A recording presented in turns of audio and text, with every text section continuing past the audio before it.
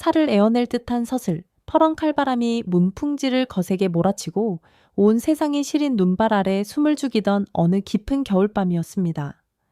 강원도 첩첩산 중에서도 구름조차 쉬어간다는 가파른 골짜기, 끝자락에는 이름 모를 작은 마을이 마치 땅바닥에 납작 엎드린 채 신음하듯 자리 잡고 있었습니다.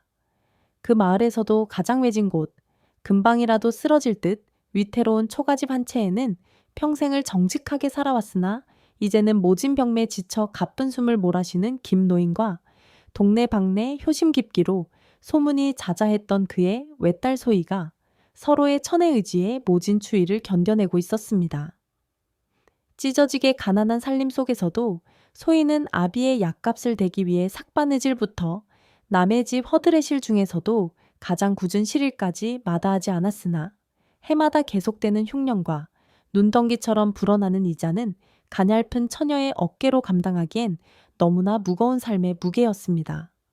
찬 기운이 도는 윗목에서 콜럭이며 피 섞인 기침을 밤새도록 토해내는 아비의 고통스러운 소리가 들릴 때마다 소희는 부르튼 손을 호호 불어가며 그의 식은땀을 닦아주었지만 약첩 하나 제대로 써줄 수 없는 자신의 처지가 원통하여 남몰래 눈물만 훔칠 뿐이었습니다. 낡은 호롱불 아래에서 바늘 끝에 시력을 맡기며 밤을 지새우던 소희의 가슴은 이미 까맣게 타버린 지 오래였고 아비의 기침 소리가 잦아들 때쯤이면 새벽 서리가 창가를 덮어 그녀의 마음을 더욱 시리게 만들었습니다.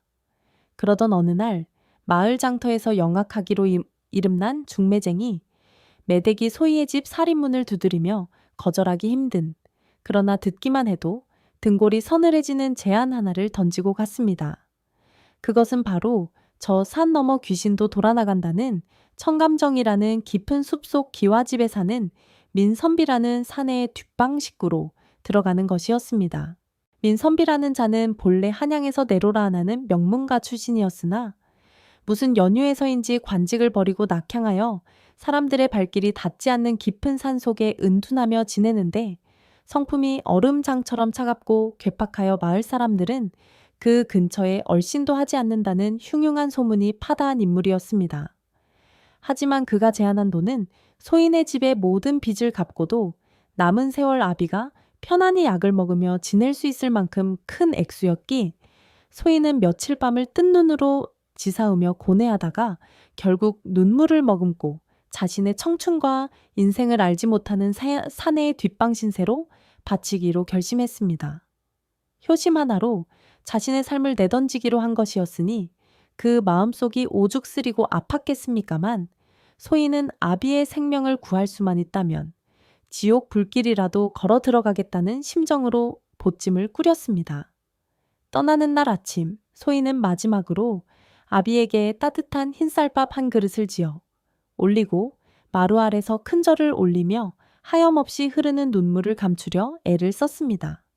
아무것도 모르는 아비는 그저 딸이 먼 친척 집으로 일하러 가는 줄로만 알고 딸의 야윈 손을 꼭 쥐며 조심히 다녀오라고 당부했으나 소희는 목이 메어 참아 대답도 하지 못한 채 서둘러 집을 나서야만 했습니다. 마을 어귀를 돌아설 때까지 몇 번이고 뒤를 돌아보았지만 앙상한 나무 가지에 매달린 까치 한 마리만이 그녀의 쓸쓸한 배웅을 대신할 뿐이었고 차가운 북서풍은 소희의 얇은 치맛자락을 사정없이 휘감으며 앞날의 고단함을 예고하는 듯 했습니다. 발걸음을 옮길 때마다 눈 위에 새겨지는 발자국은 마치 소희의 가슴에 새겨지는 흉터 같았고 인적 없는 산길을 오를수록 두려움과 서러움은 짙은 안개처럼 그녀의 마음을 덮어버렸습니다. 험하고 가파른 산길을 지나해 질 역이 되어서야 소희는 소문으로만 듣던 검은 대나무 숲이 병풍처럼 둘러싸인 민선비의 처소에 당도할 수 있었는데 그곳은 생각보다 훨씬 더 고요하고 정갈한 기운이 감돌았습니다. 사람의 기척이 느껴지지 않을 만큼 조용한 기와집은 낡았으나 기품이 서려 있었고 마당에는 눈 한 점 흐트러짐 없이 깨끗하게 쓸려 있어 집주인의 엄격하고도 깔끔한 성정을 짐작게 했습니다. 소희가 떨리는 손으로 대문을 조심스럽게 두드리자 안에서 묵직한 인기척이 들리는가 싶더니 이내 육중한 대문이 열리고 깡마른 체구에 날카로운 눈매를 가진 젊은 사내가 모습을 드러냈습니다.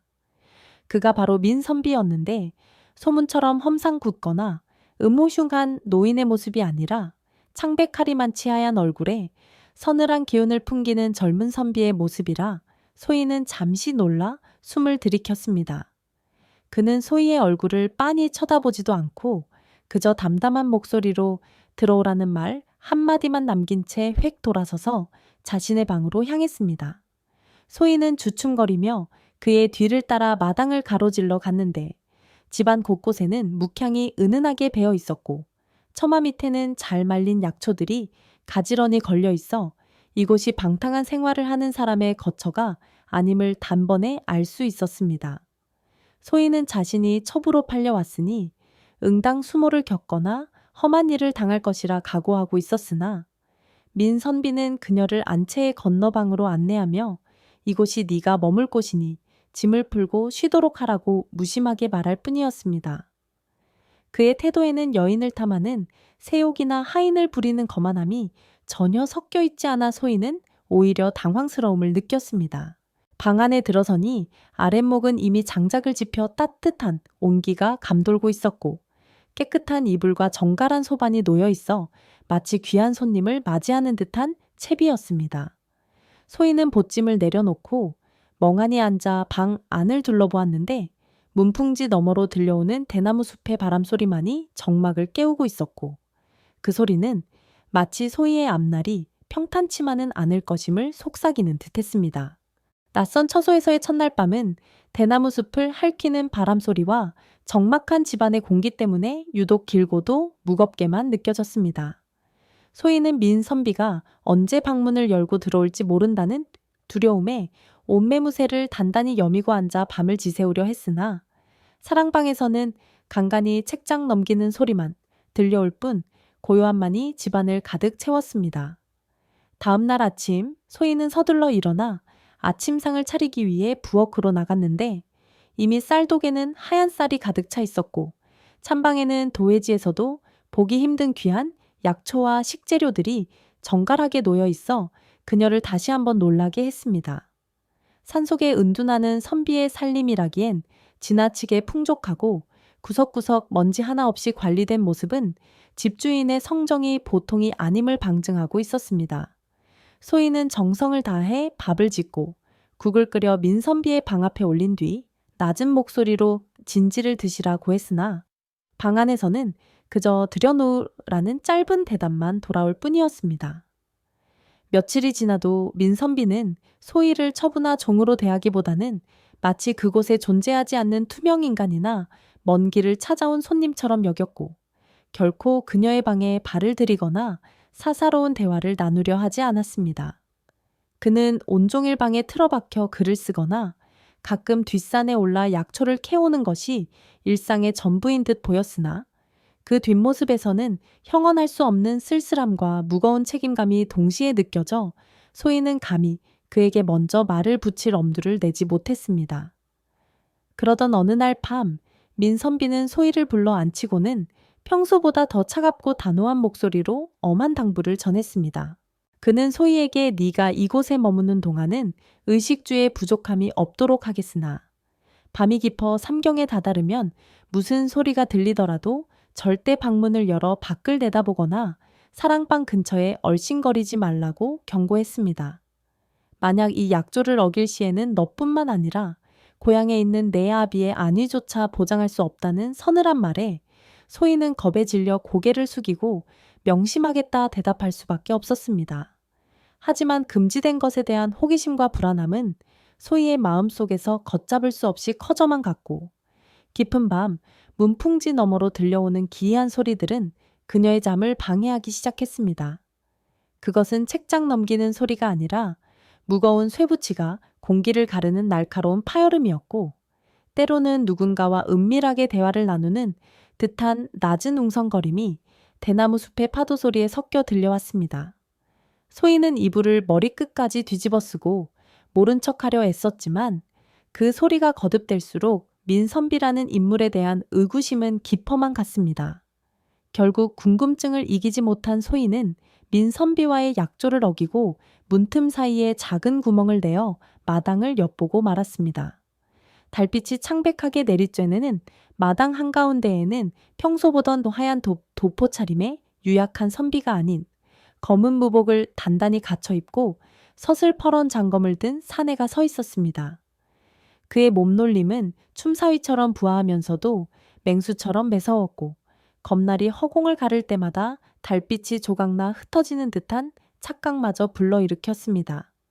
한참 동안 건물을 추던 민선비는 갑자기 동작을 멈추더니 품 안에서 하얀 비둘기 한 마리를 꺼내어 하늘 높이 날려보냈습니다. 산속 깊은 곳에 은둔한다는 선비가 한밤중에 누구에게 이토록 급한 전가를 보내는 것인지, 그리고 그가 숨기고 있는 무인으로서의 정체는 무엇인지 소희는 가슴이 터질 듯한 충격에 휩싸였습니다.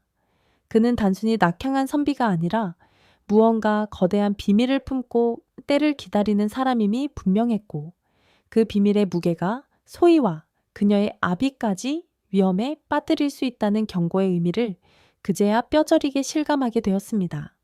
민선비는 비둘기가 어둠 속으로 사라질 때까지 한참 동안 밤하늘을 응시하다가 나지막한 한숨을 내쉬었는데, 그 눈빛이 너무나 처연하고 깊어 소희는 자기도 모르게 눈시울이 붉어지는 것을 느꼈습니다.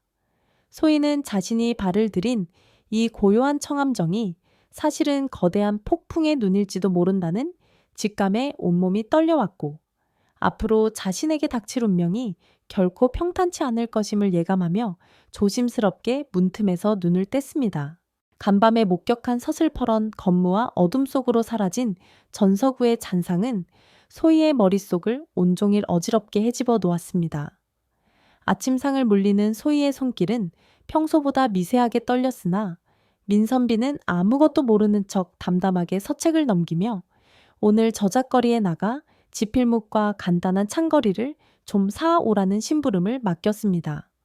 소희는 혹여 자신의 의심이 얼굴에 드러날까봐 서둘러 고개를 숙이고 집을 나섰는데, 청암정의 고요한 숲길을 벗어나 마을 어귀에 들어서자마자 느껴지는 공기는 평소와는 사뭇 다르게 차갑고 날카로웠습니다. 겨우내 산속에 갇혀 지내던 사이 마을에는 민선비에 대한 흉한 소문이 안개처럼 깔려 있었고, 한때 소희를 반갑게 맞아주던 이웃들은 이제 그녀가 지나갈 때마다 전염병 환자라도 본 듯 슬금슬금 피하거나 뒤에서 손가락질하며 수군거리기 바빴습니다. 저기 봐, 저게 그 역정놈의 첩이야. 밤마다 사람 죽이는 연습을 한다던데 도대체 무슨 배짱으로 저런 집에서 산담 하는 비수 같은 말들이 소희의 귀를 아프게 후벼 팠습니다. 단골로 다니던 포목점 주인조차 돈은 제대로 가져왔느냐며 쌀쌀맞게 굴었고, 소희는 억울함에 목이 메어 아무 말도 못한 채 입술만 깨물며 서둘러 물건들을 챙겨 장터를 빠져나와야 했습니다. 집으로 돌아가는 길목에서 소희는 이 마을의 유지이자 욕심 많기로 소문난 조 부자의 수아들과 마주치고 말았습니다. 조 부자는 예전부터 청암정의 터가 정승이 날 명당이라며 탐을 내왔으나 민선비가 완강히 거절하는 바람에 앙심을 품고 있던 자였고, 특히 젊고 고운 소희가 민선비의 뒷방으로 들어갔다는 사실에 질투와 분노를 이기지 못해 갖은 계략을 꾸미고 있었습니다. 조 부자의 마름인 칠성이는 건달들을 대동하고 소희의 길을 가로막으며 비열한 웃음을 흘렸는데, 그는 곧 그 선비놈이 포도청에 끌려가 능지처참을 당할 터이니 미리미리 제 살 길을 찾으라며 소희를 겁박했습니다. 소희가 두려움에 몸을 떨며 길을 비켜달라 애원할 때 어디선가 앵무새 같은 목소리로 호통을 치며 나타난 이가 있었으니 바로 마을의 산파이자 잔뼈가 굵은 옥매 할멈이었습니다. 옥매의 할멈은 지팡이를 휘둘러 건달들을 쫓아내고 주저앉은 소희를 일으켜 세우며 먼지를 털어주었는데, 그녀의 투박한 손길에는 사람을 안심시키는 묘한 온기가 서려 있었습니다. 옥마의 할멈은 소희를 인적 드문 느티나무 아래로 데려가 앉히고는 주위의 눈치를 살피며 낮은 목소리로 은밀한 이야기를 꺼내기 시작했습니다. 할멈은 세상 사람들이 눈에 보이는 것과 귀에 들리는 거짓 소문만 믿고 사람을 재단하려 들지만 진실은 오로지 마음의 눈으로만 볼 수 있는 법이라며 소희를 위로했습니다. 사실 민선비는 사람들이 수군거리는 것처럼 흉악한 범죄자나 역적이 아니라 지난 겨울 할멈이 뗄감이 없어 얼어 죽을 뻔했을 때 남몰래 마당에 장작더미를 쌓아두고 간 은인이었으며 산짐승이 덫에 걸려 신음하면 직접 약을 발라 풀어주는 자애로운 심성을 가진 분이라는 것이었습니다. 옥마의 할멈은 민선비가 지키고 있는 그 낡은 청암정은 단순히 은둔하는 곳이 아니라 무언가 나라의 중대한 뜻을 품고 있는 성스러운 곳일지도 모른다며 바깥의 험한 바람에 흔들리지 말고 네가 직접 겪은 그분의 본 모습을 믿으라고 거듭 당부했습니다. 할멈의 고백은 소희의 혼란스러운 마음속에 한 줄기 빛처럼 다가왔고 소희는 그제야 민선비의 차가운 표정 뒤에 숨겨진 깊은 고독과 그가 짊어진 비밀의 무게를 조금이나마 이해할 수 있을 것 같았습니다. 집으로 돌아가는 소희의 발걸음은 아까보다 훨씬 단단해졌으며 멀리 보이는 청암정의 검은 대나무 숲이 더 이상 무섭게 느껴지지 않고 오히려 민선비를 지켜주는 든든한 요새처럼 보였습니다. 소희는 자신이 단순히 빚을 갚기 위해 팔려온 가련한 여인이 아니라 어쩌면 이 비범한 사내의 곁을 지키며 거대한 폭풍을 함께 견뎌내야 할 운명적인 동반자일지도 모른다는 생각을 하게 되었습니다. 어둠이 내리는 숲길을 걸으며 소희는 가슴속에 싹튼 묘한 신뢰와 애틋한 감정을 갈무리했고 앞으로 어떤 시련이 닥치더라도 민선비의 곁을 떠나지 않겠노라 조용히 다짐하며 살인문을 열었습니다. 평화로워 보이던 청암정의 봄 기운도 조 부자의 썩은 탐욕까지 잠재우지는 못했으니 저작거리의 소문이 소기의 목적을 달성하지 못하자 조 부자는 마침내 직접적인 행동으로 민선비를 파멸시킬 함정을 파기 시작했습니다.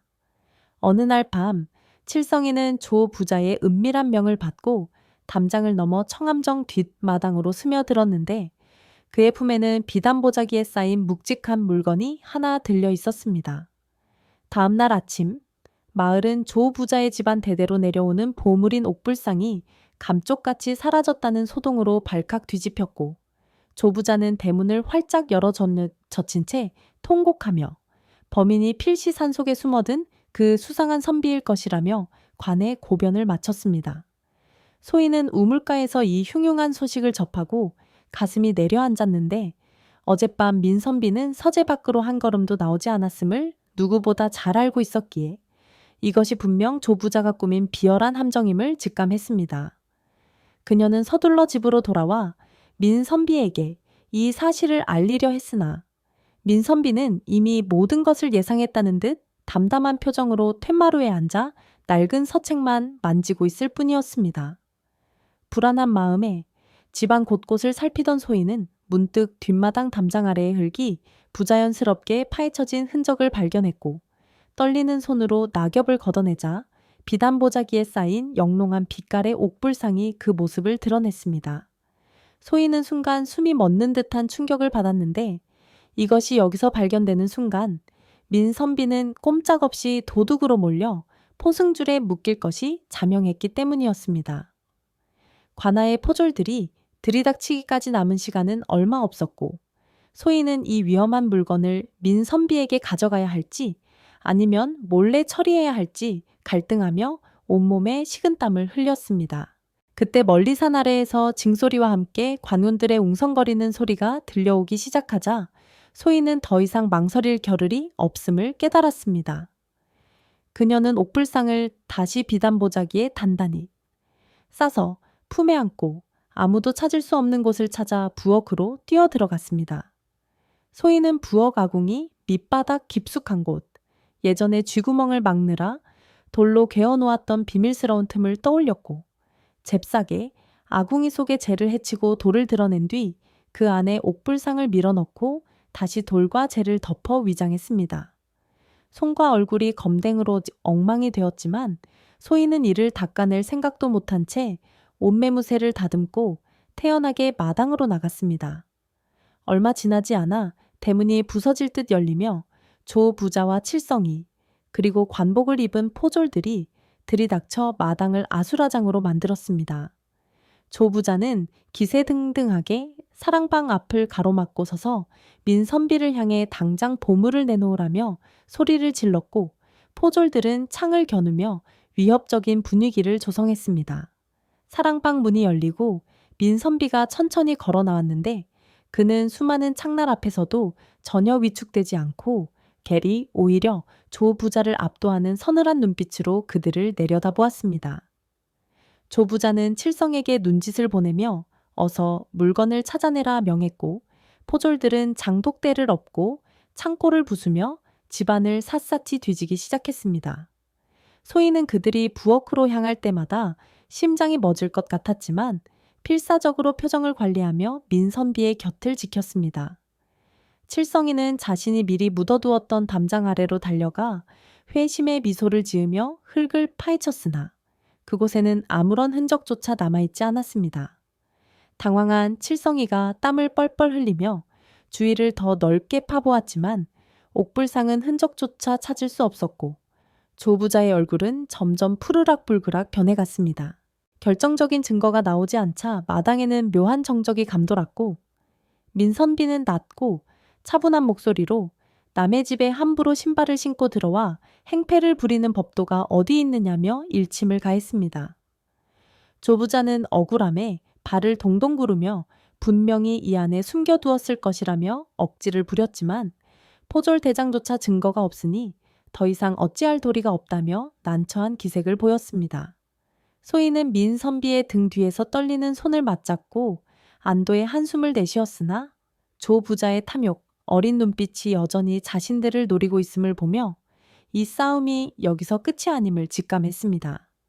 민선비는 아무 말 없이 소희를 돌아보며 찰나의 순간 미소를 지어 보였는데 그 짧은 눈맞춤 속에서 소희는 민선비가 이미 모든 것을 알고 있었으며 자신을 믿고 있었음을 깨닫게 되었습니다. 옥불상은 아궁이 깊숙한 곳에서 침묵하고 있었지만 조 부자의 비열한 계략을 무너뜨린 것은 소희의 기지와 민선비에 대한 굳건한 신뢰였습니다. 하지만 조 부자는 포기하지 않고 포졸 대장에게 뒷돈을 찔러주며 일단 민선비를 연행하여 문초할 것을 종용하기 시작했고 청암정의 마당에는 다시금 검은 폭풍의 그림자가 짙게 드리워지기 시작했습니다.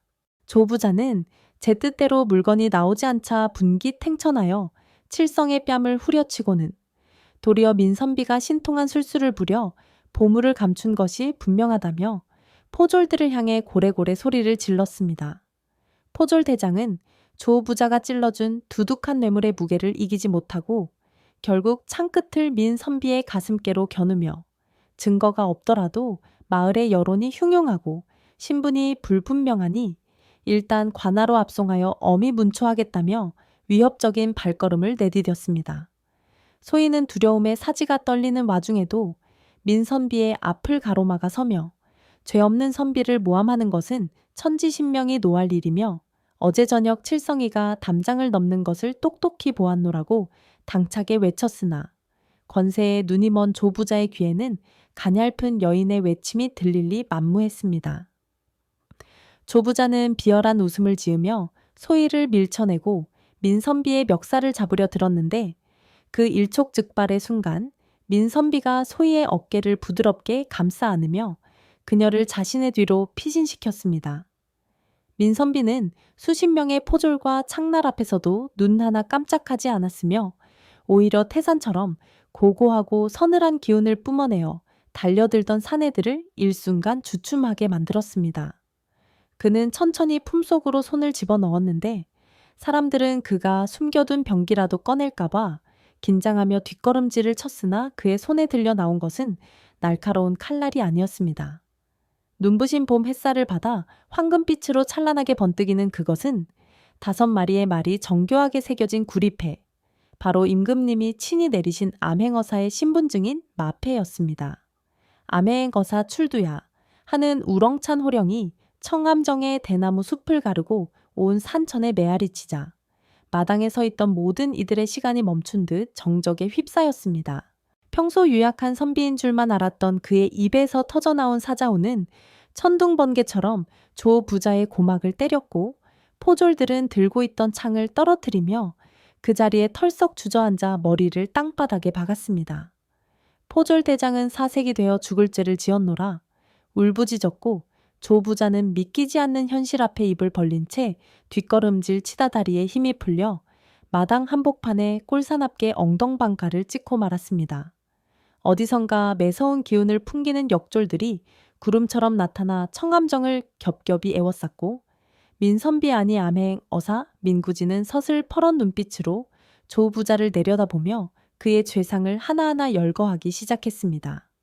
네 이놈 조가야, 네가 이 고을의 관원들과 결탁하여 백성들의 고열을 짜내고 무고한 일을 모함하여 사욕을 채우려 한 죄가 하늘에 닿았음을 네가 모르느냐 하는 주엄한 꾸짖음 앞에 조 부자는 더 이상 한마디 변명도 내뱉지 못한 채 사시나무 떨듯 몸을 떨 뿐이었습니다. 민선비는 역졸들에게 명하여 조 부자와 칠성 그리고 뇌물의 눈이 멀어 본분을 망각한 포졸대장을 굴비 엮듯 엮어 관하로 압송하게 했으며 조 부자가 숨겨둔 장부와 재물을 모두 몰수하여 억울하게 탈취당한 백성들에게 돌려주도록 엄명을 내렸습니다. 소인은 엎드린 채 고개를 들어 민선비의 뒷모습을 바라보았는데 낡은 도포 자라기 바람에 휘날리고 있었지만 그 모습은 세상 그 어떤 장수보다 거대하고 당당해 보여 가슴이 벅차오르는 감동을 주체할 수 없었습니다. 소인은 자신이 모시던 분이 이토록 지체 높은 어사날이었다는 사실에 놀라움을 금치 못하면서도 그동안 그가 홀로 짊어졌을 고독한 싸움과 자신에게 베풀어준 무언의 배려가 떠올라 뜨거운 눈물이 뺨을 타고 흘러내렸습니다. 민선비는 소란이 정리되자 비로소 굳은 표정을 풀고 소희에게 다가와 투박하지만 따뜻한 손을 내밀었는데 그는 이미 모든 것을 알고 있었다는 듯 소희야 고생 많았구나. 내 기지가 아니었다면 일이 더디게 풀릴 뻔하였다며 다정한 위로를 건넸습니다. 소희는 그의 손을 잡고 일어나며 비로소 청암정을 덮고 있던 어둠의 그림자가 걷혔음을 실감했고 대나무 숲이 내는 사그락거리는 소리가 이제는 공포가 아닌 승리의 창가처럼 들려왔습니다. 탐욕으로 얼룩진 조부자의 무리는 비참한 최후를 맞이하기 위해 산 아래로 끌려갔고 청암정의 마당에는 이제 진정한 정의의 햇살과 두 사람 사이에 흐르는 묘한 신뢰의 온기만이 가득 차오르기 시작했습니다. 폭풍이 지나간 자리에 비로소 따스한 봄살이 온전히 내려앉듯 청감정을 감싸고 있던 검은 그림자는 거치고 평화로운 기운만이 대나무 숲을 가득 채우기 시작했습니다. 조부자와 그 일당이 관하로 압송된 후 마을은 마치 긴 겨울잠에서 깨어난 듯 활기를 되찾았고 사람들의 얼굴에는 그동안 잊고 지냈던 웃음꽃이 피어났습니다. 관아의 창고가 열려 부당하게 걷어들인 곡식들이 백성들에게 골고루 나눠지던 날, 마을 사람들은 민선비가 있는 청암정 쪽을 향해 감사의 절을 올리며 만세를 불렀습니다. 더 이상 민선비는 흉악한 범죄자나 수상한 은둔자가 아니었으며 탐관오리의 수탈로부터 마을을 구해낸 영웅이자 백성들의 든든한 버팀목으로 추앙받게 되었습니다. 소희 역시 죄인의 첩이라는 오명을 벗고 암행 어사를 보필하여 정의를 실현한 지혜로운 여인으로 칭송받으며 마을 사람들의 따뜻한 시선을 받게 되었습니다. 민선비 아니 암행어사 민구지는 조 부자의 죄상을 낱낱이 밝혀 한양으로 장계를 올리는 한편 그동안 어지러워진 고을의 행정을 바로잡느라 눈코 뜰 새 없이 바쁜 나날을 보냈습니다. 그는 매일 아침 일찍 관하로 출근하여 밤늦게까지 밀린 업무를 처리하고 돌아오곤 했는데 몸은 고될지언정 그의 표정은 그 어느 때보다 밝고 생기가 넘쳐 보였습니다. 소희는 그런 그를 위해 정성껏 보양식을 준비하고 그가 돌아올 시간에 맞춰 따뜻한 물을 데워놓으며 묵묵히 내조했습니다. 이제 두 사람 사이에는 주인과 하녀라는 딱딱한 위계질서 대신 서로를 깊이 이해하고 의지하는 동반자로서의 신뢰와 애정이 싹트고 있었습니다. 어느 날 오후 민선비는 관아의 업무를 일찍 마치고 소희를 불러 채비를 하라고 일렀습니다. 소희가 의아해하며 따라 나서자 민선비는 그녀를 데리고 마을 어귀를 지나 소희의 친정집으로 향했습니다. 다 쓰러져 가던 초가집 앞에는 놀랍게도 튼튼한 황소 한 마리와 쌀가마니가 쌓여 있었고 웬 의원 한 명이 마루에 앉아 소희의 아비를 진맥하고 있었습니다. 민선비가 미리 사람을 보내 아비의 묵은 병을 치료하게 하고 생활고를 해결할 수 있도록 조치를 취해 놓은 것이었습니다. 소희가 놀라 입을 다물지 못하고 있을 때 혈색이 좋아진 아비가 걸어 나와 딸의 손을 잡고 눈물을 흘렸습니다. 아가, 이 모든 게 다 선비님 덕분이다. 평생 갚아도 못다 할 은혜를 입었구나. 하는 아비의 말에 소희는 참아왔던 울음을 터뜨리며 그의 품에 안겼습니다. 민선비는 그 모습을 뒤에서 흐뭇하게 지켜보다가 소희에게 다가와 품 안에서 종이 한 장을 꺼내 건넸습니다. 그것은 소희가 처음 청감정에 올 때 썼던 몸값, 서약서와 빚 문서였습니다. 민선비는 소희의 눈앞에서 그 문서를 불태우며 이제 너를 올가매던 모든 족쇄는 사라졌으니 너는 온전한 자유의 몸이라고 선언했습니다. 소희는 타오르는 불꽃을 보며 비로소 자신의 기구했던 운명이 바뀌었음을 실감했고 자신을 사람으로 귀하게 여겨준 민선비에게 깊은 감사를 올렸습니다. 민선비는 다시금 소희의 손을 꼭 잡으며 나지막이 말했습니다. 소희야, 내 임무는 끝났으니 곧 한양으로 올라가 임금님께 복명해야 한다. 하지만 나는 너를 이곳에 두고 가고 싶지 않구나. 소희의 심장이 철렁 내려앉는 순간 민선비는 결심한 듯 말을 이었습니다. 나의 첩이나 하녀가 아니라 나의 정식 아내로서 나와 함께 한양으로 가지 않겠느냐? 화려한 비단옷은 약속 못해도 내 눈에서 다시는 눈물이 흐르지 않게 하겠다고 맹세하마. 소희는 믿기지 않는 청혼의 눈물을 글썽이며 고개를 끄덕였고 두 사람은 마주 잡은 손끝에서 전해지는 온기를 느끼며 오랫동안 서로를 바라보았습니다. 다음날 새벽 마을 사람들의 따뜻한 배웅을 뒤로하고 두 사람은 한양을 향해 힘찬 발걸음을 내디뎠습니다. 살기 위해 팔려왔던 가여운 여인 소희는 이제 어사의 사랑하는 아내가 되어 더 넓은 세상으로 나아갔고 차가운 이성으로만 세상을 보던 민선비는 소희를 통해 사람의 온기가 무엇인지 진정으로 지켜야 할 가치가 무엇인지를 깨닫게 되었습니다. 청암정의 대나무들은 이제 날카로운 비명 대신 부드러운 속삭임으로 그들의 앞날을 축복하고 있었습니다. 긴 시간 동안 이어진 이 가슴 벅찬 이야기를 들으며 여러분은 무엇을 느끼셨습니까? 가난과 역경 속에서도 끝내 잃지 않았던 소희의 효심과 기지, 그리고 정의를 위해 자신을 숨겼던 민선비의 고결한 성품 중 무엇이 여러분의 마음에 가장 깊은 울림을 주었나요? 여러분의 소중한 생각을 아래 댓글로 남겨주시고 이들의 아름다운 인연처럼 여러분의 삶에도 늘 따뜻한 봄날 같은 기적이 함께하기를 바랍니다.